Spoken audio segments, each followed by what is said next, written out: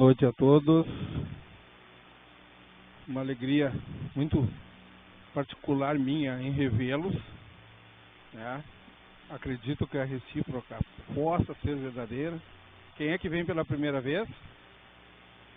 Sejam bem-vindos, né? Os outros irmãos nós já nos conhecemos da convivência, mas em função das datas festivas, né, pelas quais nós passamos e tivemos essa breve pausa aí no nosso trabalho, na nossa continuidade, desejamos a todos, então, um bom retorno, que tenham tido um bom início de ano, que tenham bons planejamentos para esse ano, que consigam alcançar aquilo que buscam para completar a sua felicidade, a sua vida progressiva no planeta, né? Já que todos nos encontramos, cada um na sua esfera, com uma atribuição, a principal de nos desenvolvermos, de nos aperfeiçoarmos como seres, né? E dessa forma contribuirmos com a sociedade da qual fazemos parte, com a coletividade, com o nosso planeta, com tudo aquilo que são objetivos existenciais nossos, né? Que possamos ter uma continuidade boa, que possamos deixar para trás aquilo que não deu certo e tenhamos a determinação para prosseguirmos nesse novo ano, né?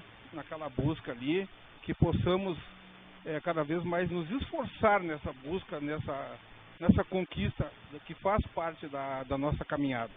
Então nós vamos fazer o nosso trabalho de trocarmos entendimento sobre as Escrituras, sobre o nosso Evangelho segundo o Espiritismo, que acredito que a maioria tenha o entendimento de que antes de Jesus partir, ele nos prometeu que ao estar com o Pai, ia nos enviar um Consolador, ia pedir ao Pai que nos enviasse um Consolador, e hoje em dia nós temos como Consolador prometido por Jesus a doutrina espírita, que é o conhecimento do mundo espiritual, são as informações que nos são trazidas através do mundo espiritual, de que, como consolo, nós podemos entender que a nossa existência não é única na matéria e que nós temos outros caminhos, outros desdobramentos, outros renascimentos que nos vêm em forma da reencarnação, que são as oportunidades que o Pai nos dá, reconhecendo da imperfeição no momento da nossa criação, já que o mundo espiritual nos informa que em determinado momento fomos criados pelo Pai, simples e ignorantes, com o objetivo de, através da caminhada, irmos nos aperfeiçoando, né? Irmos nos desenvolvendo, irmos promovendo o progresso.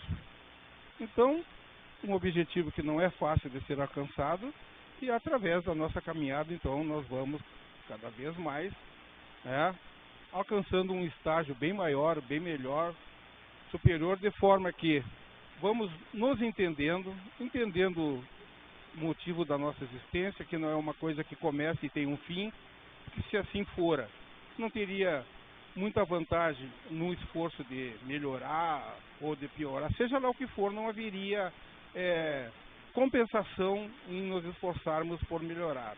Então nós sabemos que através das existências, através da reencarnação, nós vamos tendo essas oportunidades.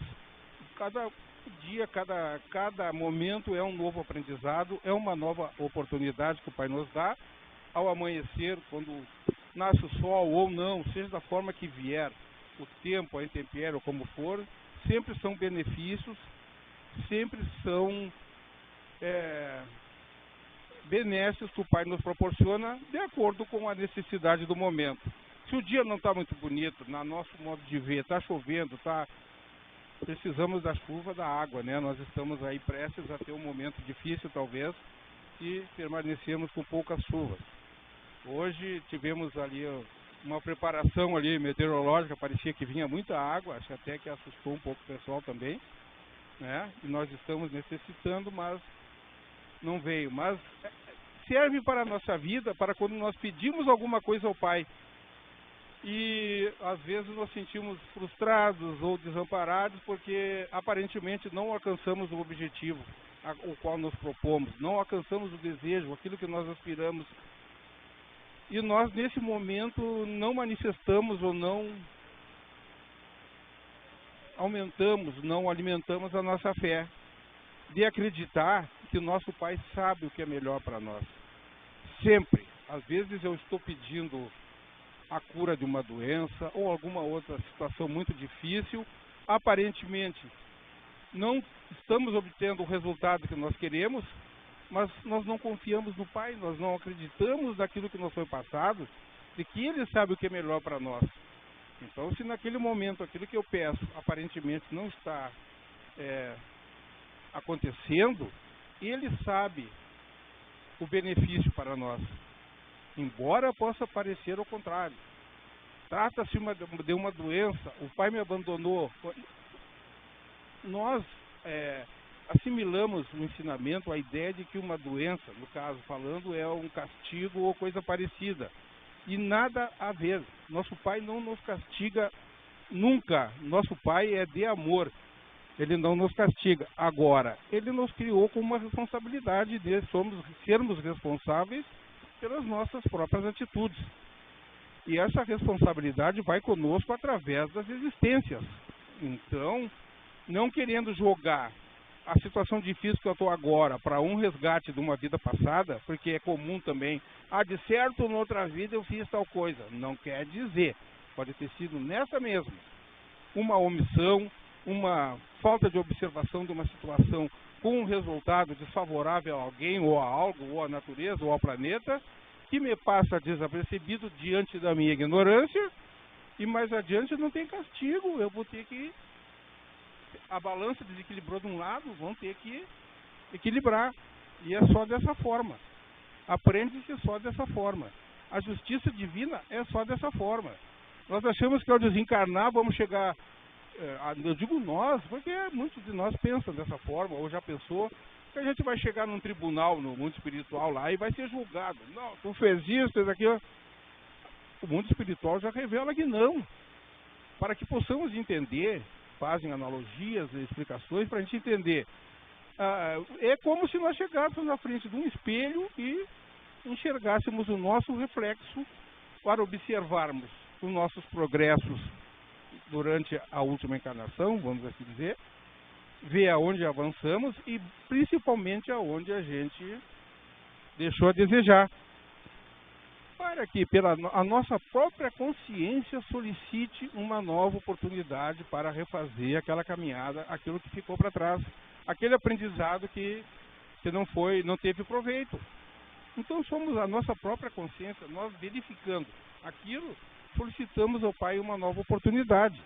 E Ele vai, a espiritualidade que o representa, vai determinar, vai concordar ou não. Às vezes eu posso pedir uma coisa muito pesada, eu roubei muito, eu quero voltar sem minhas mãos. Vai ser só uma explicação. A espiritualidade vai analisar o meu pedido e vai dizer, tem condições ou não. Não vamos atender. Ele não vai poder voltar dessa forma que ele quer, vai voltar, entendeu? Então, isso serve para quê? Possamos entender que quando a prova nos parece muito difícil, se ela nos foi concedida, é porque nós temos capacidade de superá-la. Caso contrário, o Pai não a teria permitido. Então, se a situação for muito difícil, se tiver um sofrimento muito grande, às vezes prestes a desistir, eu tenho que pensar nisso. Se o Pai me concedeu esse tipo de aprendizado, de recuperação, é porque Ele sabia que eu tinha condição de superá-la. Então, é interessante eu pensar que eu tenho que ultrapassar essa dificuldade, que eu vou ultrapassar e que eu tenho a proteção e que eu tenho as condições. E, senhores, é assim que funciona na nossa vida. É superando essas dificuldades, esses entraves que acontecem conosco, com nossos amigos, com nossos familiares, que nós vamos nos desenvolvendo e vamos cumprindo aqueles ensinamentos que lá um dia o nosso irmão, há mais de 2000 anos atrás, nosso mestre Jesus, que nos amou tanto e nos ama tanto, que ele segue administrando o nosso planeta, né? Nosso planeta é administrado por Jesus, nos deixou ali, nos deixou através das Escrituras, que não foi ele que pegou e... né? Foram os homens que o fizeram, aqueles seguidores que estiveram mais próximos, porque naquela época não tínhamos condições de entender aquelas mensagens. Então, no início do Evangelho, no capítulo 1, nós temos ali, referência sobre as 3 revelações que nós temos conhecimento: de Moisés, de Jesus e do Consolador prometido, que é o Espiritismo. Então Moisés veio para quê? Para tirar aquele povo da escravidão, encaminhar, orientar uma população muito grande, muito primitiva na forma de ser, na sua moral. Mas Moisés recebeu o quê? No Monte Sinai, os mandamentos, que são atribuídos diretamente a Deus. E o próprio Moisés criou as leis próprias dele para organizar aquela sociedade, que são os 5 livros que ele escreveu. Mas, diante da necessidade de impor aquela escritura, de atribuir aquilo ali a uma entidade muito enérgica, ele atribui a Deus as suas escrituras, né, onde tem normas de conduta, punições, etc, etc. Tudo adequado ao povo daquela época, ao povo naquela condição de escravidão, o qual ele precisava conduzir, dar uma organização. Então, por vezes, se hoje em dia nós, os ditos civilizados, com toda uma estrutura de legislação, de órgãos para o cumprimento das leis e coisas, e nós ainda temos bastante dificuldade, imagine o Moisés. Mais adiante veio Jesus, né?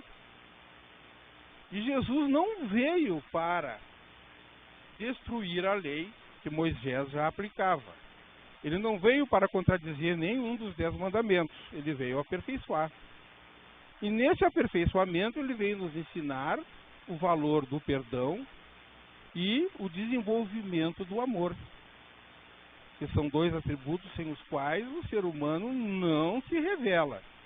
Enquanto nós não desenvolvermos em nós, no sentido mais amplo, e dificilmente alguém tem esse sentido mais amplo ainda nos dias de hoje, isso não é falado como uma crítica não, senhor. Eu estou no mesmo barco que os senhores, não ia me prestar para isso.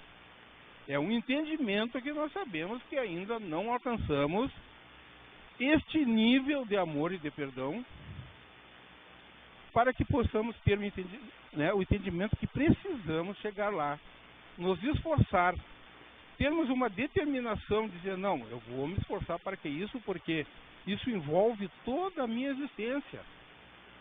Envolve a minha existência, porque enquanto eu não estiver nesse contexto adequado aos ensinamentos que me foram trazidos por Jesus, dificilmente eu vou ser completamente feliz.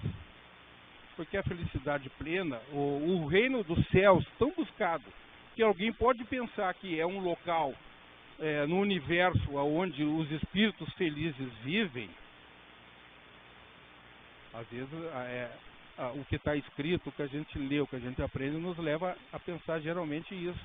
E esse reino dos céus nos revela o mundo espiritual que está dentro de nós.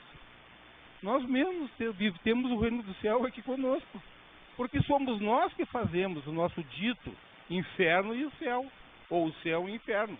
Existe até a literatura com esse nome de Kardec, né? O céu e o inferno, nós fazemos